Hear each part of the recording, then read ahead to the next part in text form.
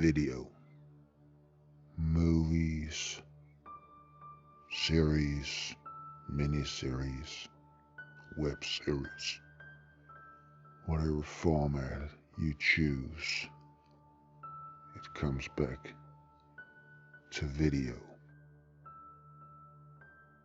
Having things shown visually in a non-static way, having them move on the screen.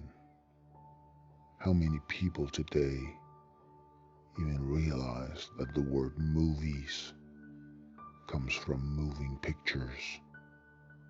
When movies started having sound and people started actually talking in them instead of just text showing up to spout dialogue to the eyes, they briefly tried to change the word movies to be the word talkies. It failed, but since we still have the word movies, you probably realized that before I said it. Anyway, the movies tend to be the tentpole event of a fictional universe, the place where everything comes together into something bigger, but they're not as unique as they might seem.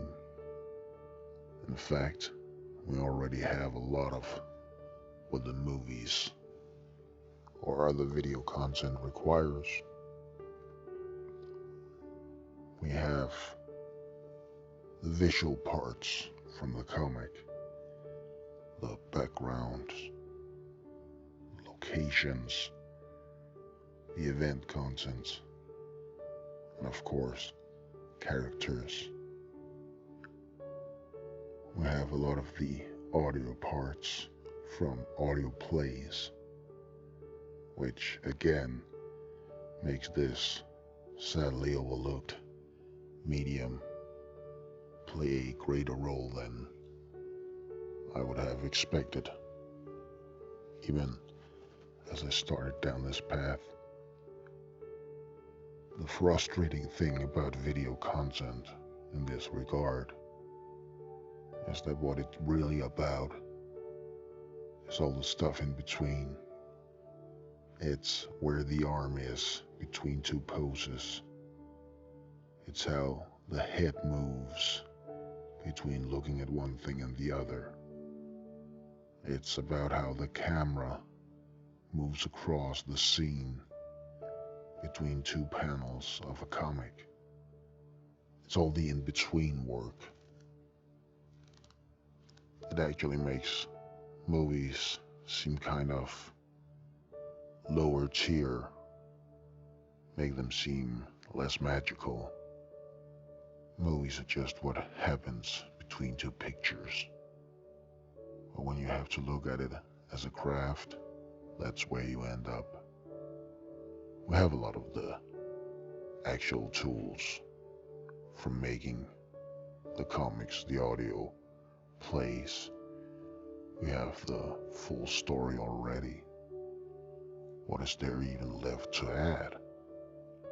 Well, if you've followed along this far, you're probably not going to be very surprised to find that a lot of the big things are hidden in a lot of the small things. The step from a still picture series like comics and a moving picture series like video is a lot about finding those little moments between the panels that are implicit when reading. The nervous twitch, the awkward smirk, the bird that flies by in the background, the glass on the counter that you wouldn't notice if the camera hadn't panned over the place getting from one angle to another. It's all the little moments.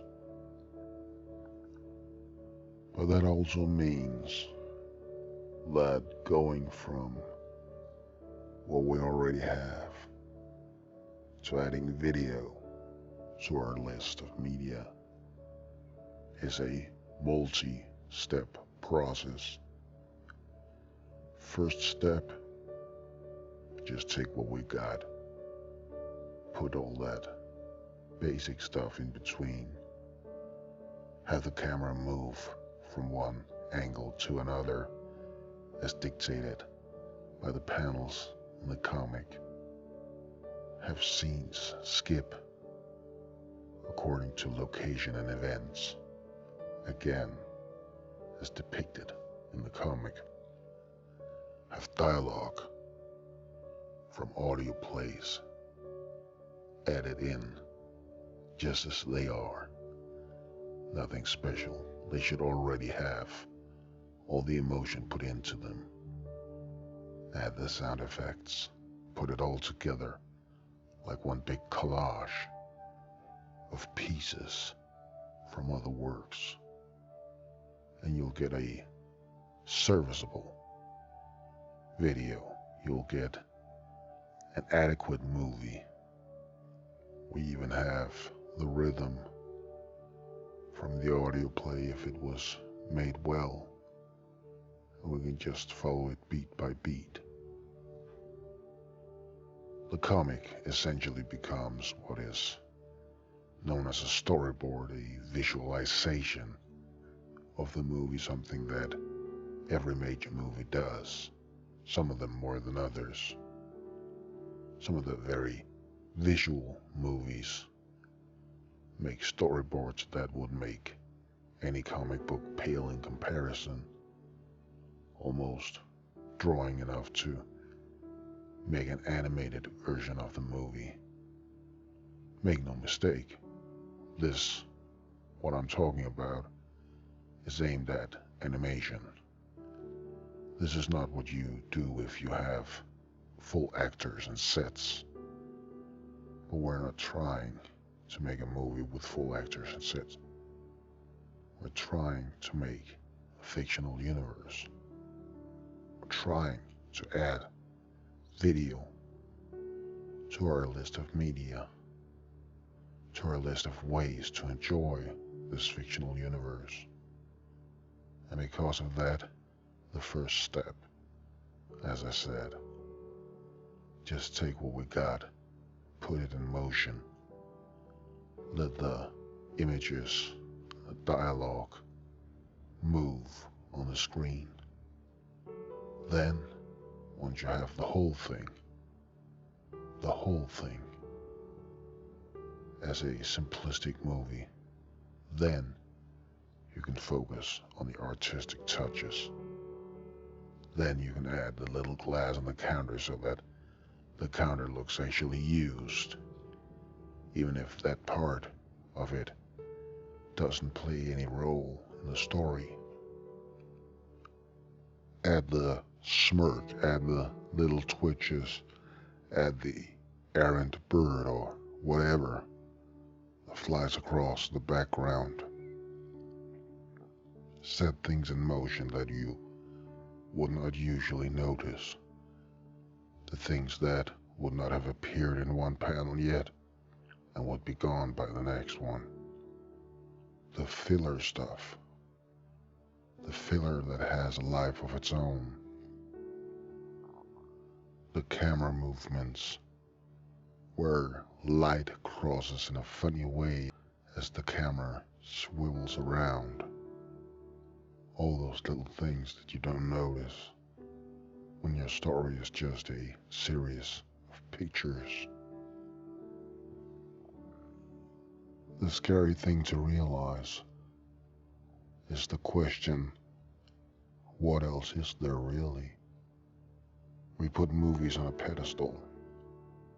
True, they require some of the most labor-intensive processes to create, but build towards them in the right way, a lot of that falls away.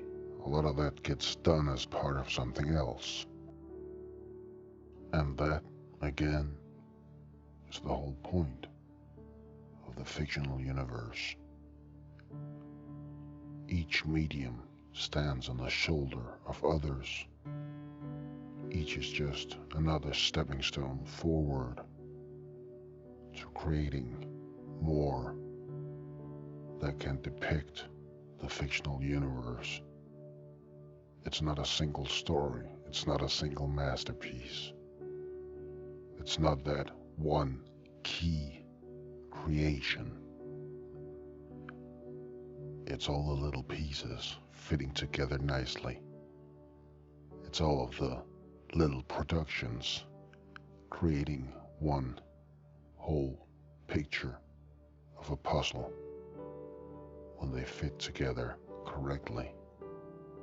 And if all the work up till now has been done right, video is just another step on that ladder.